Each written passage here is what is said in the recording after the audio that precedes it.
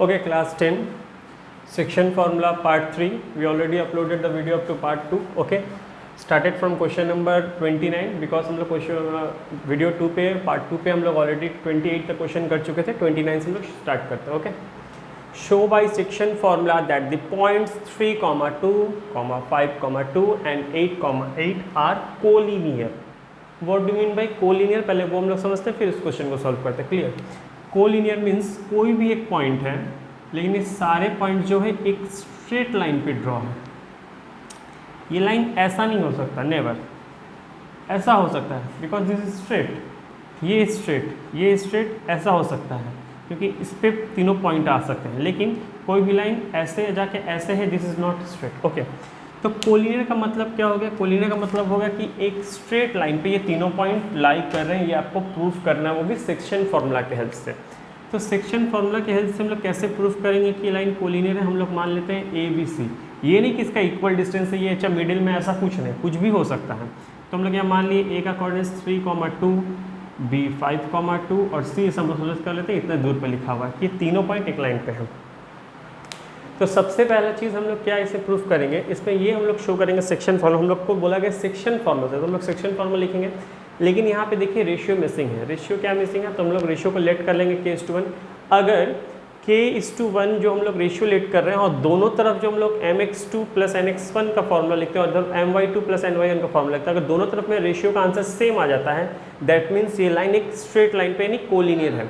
अगर वो अलग डिफरेंट पॉइंट आता, अगर ये कोई भी कोऑर्डिनेट्स 8, 8 के जगह कुछ और लिखा होता, तो सपोज कीजिए लाइन ऐसे ड्रॉ हुआ रहता, तो वो बिल्कुल भी आपका k का आंसर मैच नहीं करता. दैट मीन्स अगर दोनों तरफ मेरा k का वैल्यू सेम आ जा रहा है तो ये प्रूफ हो जा रहा है कि तीनों पॉइंट्स एक स्ट्रेट लाइन पे ड्रॉ किए गए हैं, मतलब तीनों पॉइंट्स एक स्ट्रेट लाइन पे. ओके, तो हम लोग यहाँ लेट कर लेते हैं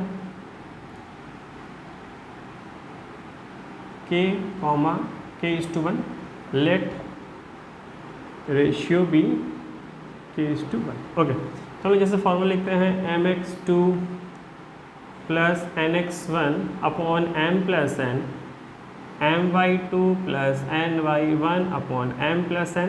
और ये कोऑर्डिनेट्स हम लोग लिखते हैं किसके लिए लिखते हैं? इस कोऑर्डिनेट्स को फाइंड आउट करने के लिए. और कोऑर्डिनेट हमारा ऑलरेडी पहले से दिया हुआ है 5 और 2 ये दिया हुआ है. ओके, तो हम लिख लिए यहाँ पे x1 और y1, इसको लिख लिए x2 और y2 और ये हो गया मेरा m:n. तो 5 k के जगह पे हम m लिख सकते हैं.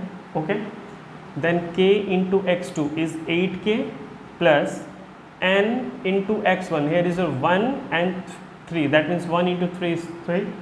okay, k + 1. अगेन यहाँ भी पुट हम लोग कर रहे हैं सभी values. my2 k × 8, here is 8k + ny1 1 × -2, here is -2 by k + 1 = 2. It's time to solve. okay, 5k + 5 = 8k + 3. then 5k - 8k is -3k and 3 - 5 is -2. so cut down the sign of -2. the value of k is 2/3. अगर यही same value इस side भी आ जाता है, that means ये line collinear है. तो हम लोग इस साइड भी चेक करते हैं. 8k - 2 = 2k + 2. so there is your 6k.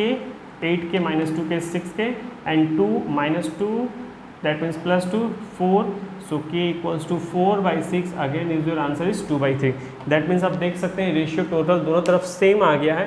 that means this line is collinear, यानी तीनों पॉइंट्स ए बी सी जो हम लोग पॉइंट लेट किए थे, तीनों पॉइंट एक ही स्ट्रेट लाइन पे ड्रॉ किए गए हैं. Okay, clear? Note it down. Again same pattern question. Question number 30C.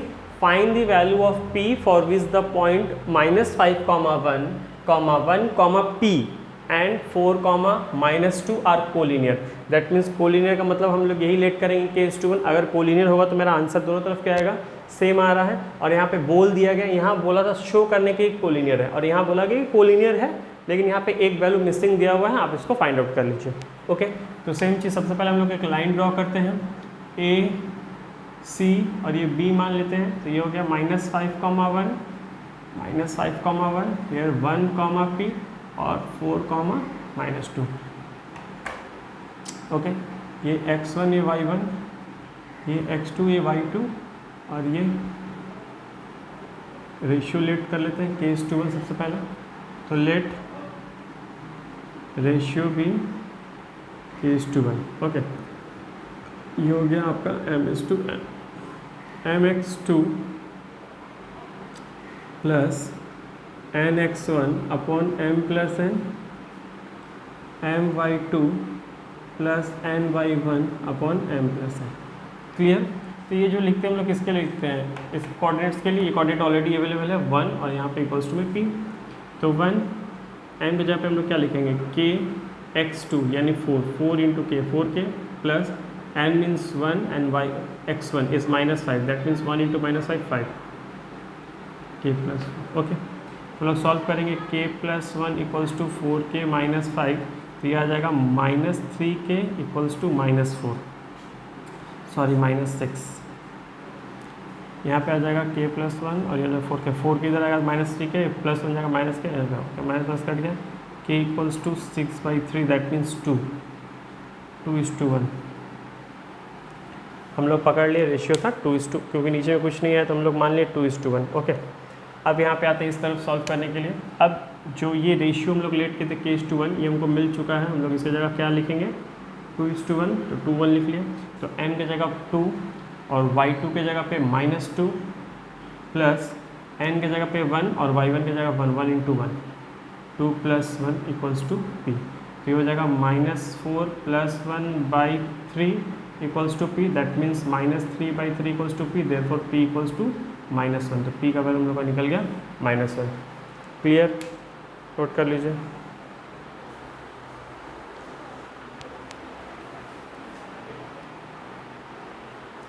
Okay, हम लोग अब क्वेश्चन नंबर 33 को चेक करते हैं।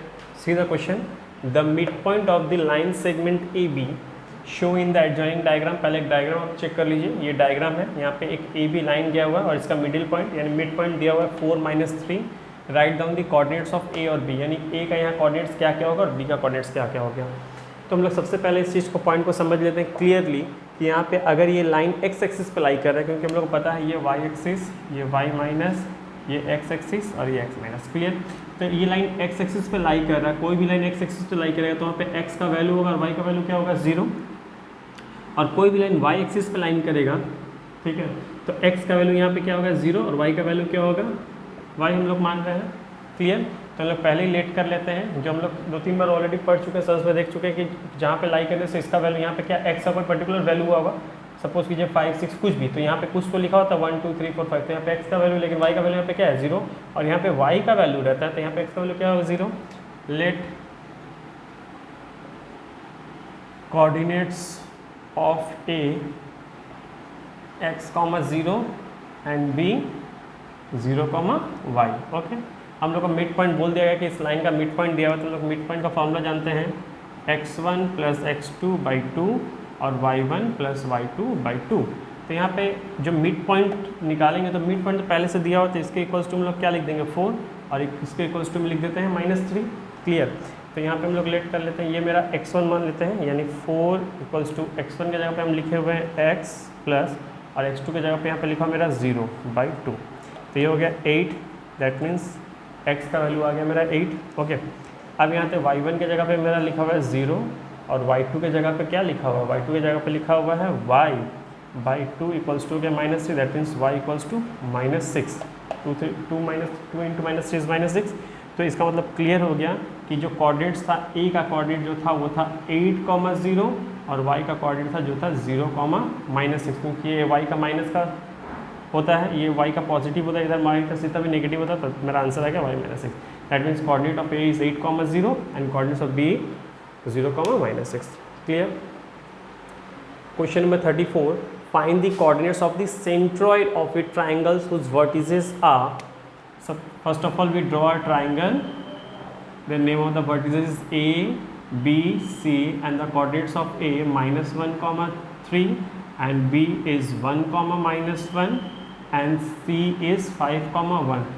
So we know that very well, centroid formula, that means center,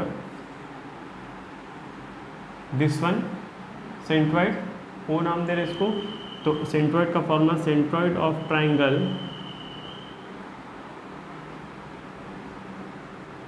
या फिर कोऑर्डिनेट्स ऑफ ओ,